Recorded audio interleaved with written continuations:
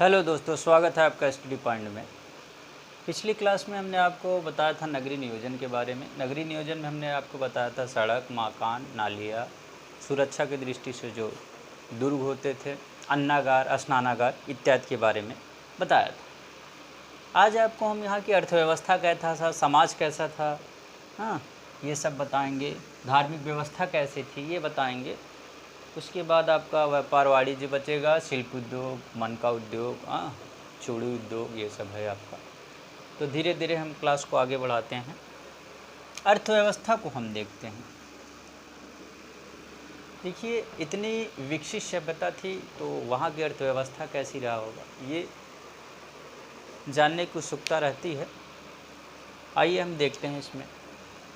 इनकी अर्थव्यवस्था कृषि, पशुपालन था, शिल्प उद्योग काफ़ी विकसित अवस्था में।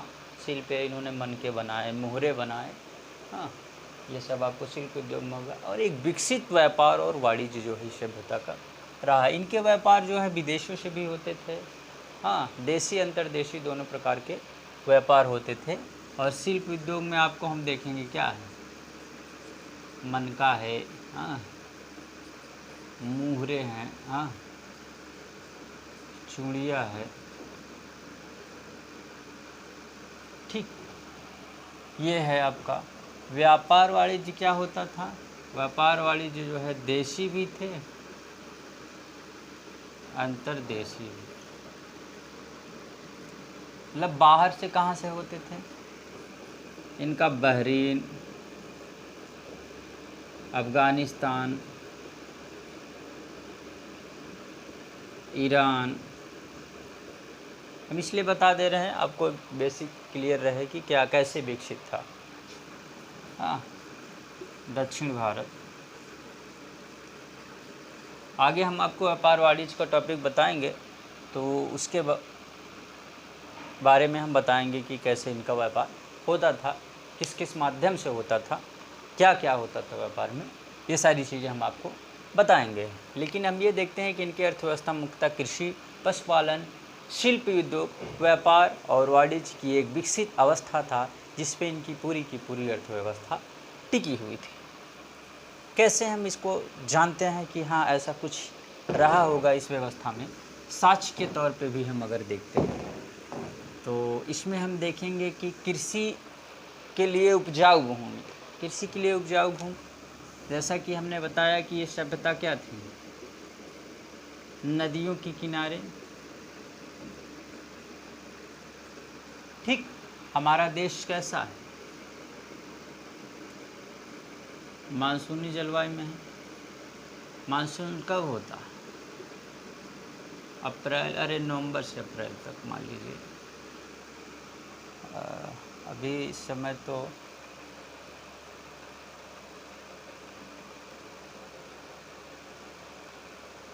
नवंबर से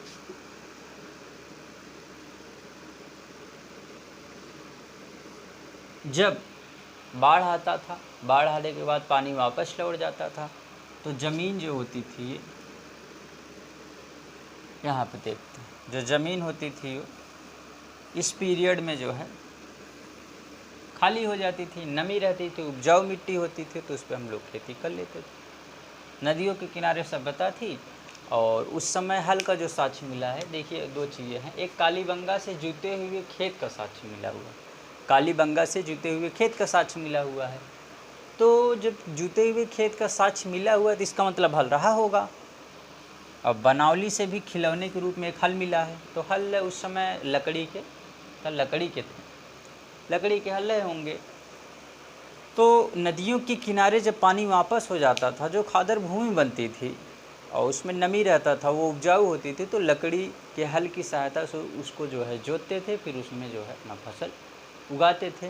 तो ये सारी चीज़ें उस समय का था। इसमें प्रमुख फसलें जो थी गेहूँ, जौ, तिल, सरसों, मटर, राई, कपास का प्रयोग सर्वप्रथम यहीं पे इसका साक्ष्य मिलता है, सिंधु घाटी सभ्यता में। यानी लोग इसे इंडस कहते थे, इंडस से जो है इसका प्रयोग हुआ। उसके बाद यहाँ पे चावल का साक्ष्य मिला है आपका रंगपुर और लोथल से। ये पूछा है चावल का साक्ष्य कहाँ से, भूचावल के भूसी रंगपुर और लोथल से मिला हुआ है। कपास का प्रथम प्रयोग जो है सिंधु घाटी सभ्यता में माना जाता है। उसके बाद पशुपालन में क्या था, अब ये देखिए पशुओं का प्रयोग कैसे करते थे, ये भोजन के रूप में भी करते थे, मांस खाते थे। इसके अलावा दूध निकालते थे, दूध से तमाम प्रकार के जो है उसके दही बनाना वो सब चीज़ें करते थे। तो कुल मिला के इनसे खेती भी करते थे, पशु पालते थे तो उसको लिए मांस का सेवन करते थे, खेती करते थे, माल ढोने में उपयोग लाते थे और दूध वगैरह का सेवन जो है करते थे। मुख्य जो है भेड़, बकरी, एक श्रृंगी बैल। एक श्रृंगी बैल जो है यहाँ पे साक्ष्य मिले हैं, इसका वहाँ धार्मिक प्रयोजनों में अधिक महत्व था एक श्रृंगी बैल का, धार्मिक। अब हम धर्म में भी देते हैं जो नंदी बैल हैं, हाँ, तो उनका पूजा किया जाता है हिंदू धर्म में। तो वही सारी चीज़ें हैं। एक श्रृंगी बैल, ऊँट, बाघ, हाथी। हाथी का जो साक्ष्य मिला है गुजरात के लोग इसको, हाथी को पालते थे। ऐसा साक्ष्य मिला है कि गुजरात के लोग हाथी को पालते थे, गुजरात के लोग हाथी को पालते थे। और सुरकोतड़ा से घोड़े के अस्थि पंजर मिले हुए, इससे ये लगता है कि घोड़े रहे होंगे। और बैल थे, गाय का कहीं पे भी किसी मोहरे पे या किसी प्रकार की आकृति का कोई साक्ष्य नहीं है, लेकिन ये है कि बैल थे तो संभवतः कहा जा सकता है कि गाय रही होंगी, लेकिन एविडेंस इसका जो है कहीं पे मिला हुआ नहीं है। तो हम पशुओं में यहाँ पे क्वेश्चन ये बनता है, एक श्रृंगी बैल, इसका जो है धार्मिक पूजन, धार्मिक पूजन। सुरकोदड़ा कहाँ से मिला हुआ है पूछता है, घोड़े के अस्थिपंजर सुरकोदड़ा से। कहाँ के लोग हाथी पालते थे, गुजरात के लोग। ठीक, सर्वप्रथम कपास का प्रयोग सिंधु घाटी सभ्यता में हुआ था। चावल का साक्ष्य कहाँ से, रंगपुर और लोथल से। ये आपके सारे क्वेश्चन हैं, आपको मिलेंगे। तो इस प्रकार हम देखते हैं कि इनका जो है कि अर्थव्यवस्था किस पे था, इस पे था, कृषि पे था, पशुपालन पे था, व्यापार वाणिज्य पे था। हाँ, व्यापार वाणिज्य इनका काफ़ी विकसित अवस्था में था। ये कई चीज़ों का आयात करते थे, कई चीज़ों का निर्यात करते थे। हाँ, तो आगे हम बताएंगे व्यापार वाणिज्य पे कैसे इनका विकसित अवस्था में थे, कि किन किन चीज़ों का आयात करते थे, किन किन चीज़ों का निर्यात करते थे। तो अर्थव्यवस्था पे आपने देख लिया कि कैसे खेती करते थे। हाँ, तो सभ्यता प्रारंभिक अवस्था में जब थी तो हल वगैरह का जो है कि लकड़ी के थे, तो उसको जोतने में जो है उपजाऊ भूमि की ज़रूरत होती थी। नदी के किनारे लोग जो है भूमि का जो है प्रयोग करते थे, वहाँ फसल का उत्पादन करते हैं। कुछ प्रमुख फसलों के बारे में हमने बता दिया, उस समय प्रयोग जो जानवर थे उसके बारे में कुछ बता दिया। हाँ, इनका कहाँ कहाँ उपयोग कैसे होता था इसके बारे में बता दिया, कौन कौन सी फसलें थी ये बता दिए। जो कालीबंगा से जुते हुए खेत के साक्ष्य मिले इसके बारे में बताया, जो बनावली से हल के साक्ष्य मिले इसके बारे में बताया। तो ये आपका रहा अर्थव्यवस्था। अब समाज के बारे में जान लेते हैं कि आखिर समाज कैसा रहा। हाँ, समाज के बारे में भी जान लेते हैं कि समाज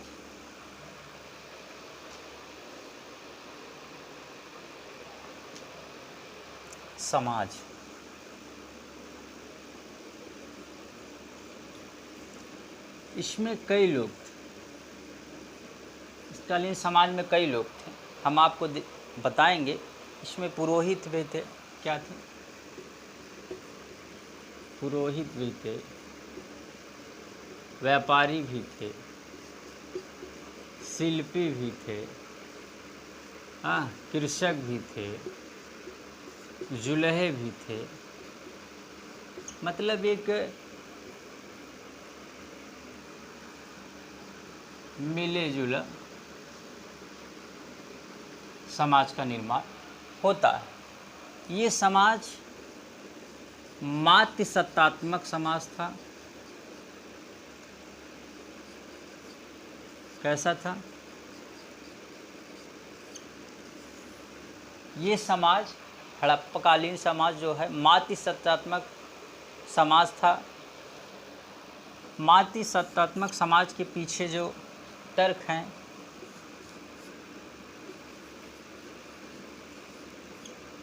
कृषि पर निर्भर समाज था। ये कैसा था? कृषि प्रधान समाज था। तो कृषि कहाँ होगी?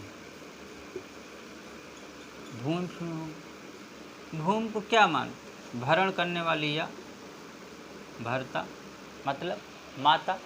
भूम के रूप में क्या, भरण करने वाली या माता। ठीक, साच के रूप में, मतलब ऐसा हम क्यों मानते हैं इसके साच के रूप में?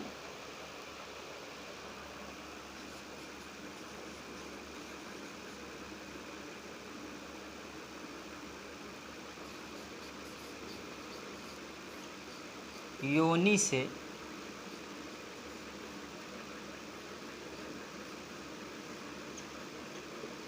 बीज अंकुरित होता हुआ दिखाया गया। ठीक,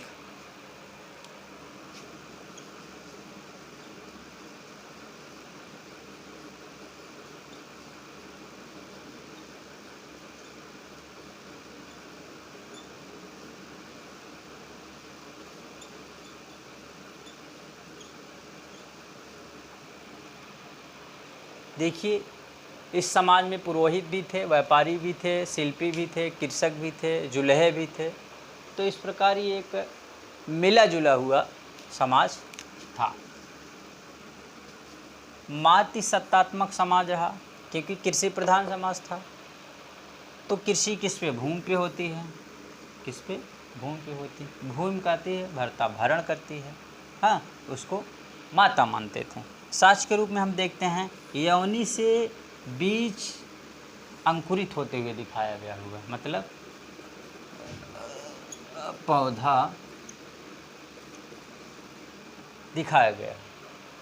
इसके अलावा जो उस समय के मृदभांड थे, जो उस समय के मृदभांड थे, उसमें नारी में मूर्तियों की अधिकता थी।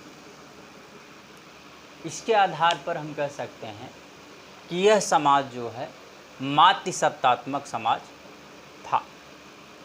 ठीक, समझ में आ गया, कोई डाउट नहीं होना चाहिए आप लोगों को।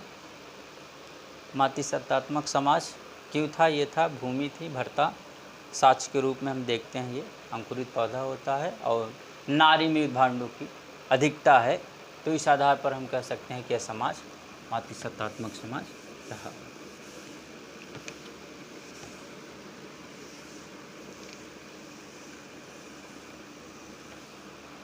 फिर और इसमें देखें,